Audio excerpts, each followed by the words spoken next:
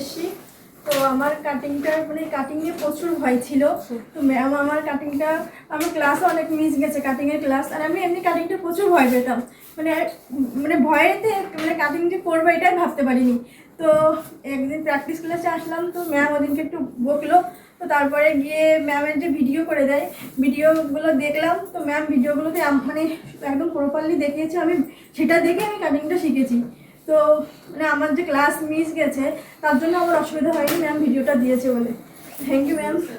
আর কাটিংটা পারবো কখনো ভাবতে পারিনি, কারণ আমার এটা নিয়ে ভীষণ ভয় ছিল। অনেকগুলো ক্লাস মিস করেছে, তারপরে সেটা নিয়ে আমি বলতাম যে তুমি যে মিস করছো তাহলে ক্লাসগুলো করবে কীভাবে, বা কাটিংগুলো এত টাফ, সেটা তো প্র্যাকটিসের দরকার। কিন্তু আজকে প্রেজেন্টেশনটা খুব ভালো দিয়েছে, খেটেছে, নিজের কনফিডেন্সটা রেখেছে যে ম্যামকে দেখাতে হবে, তার জন্য আজকের দিনটা আমি খুশি হয়েছি।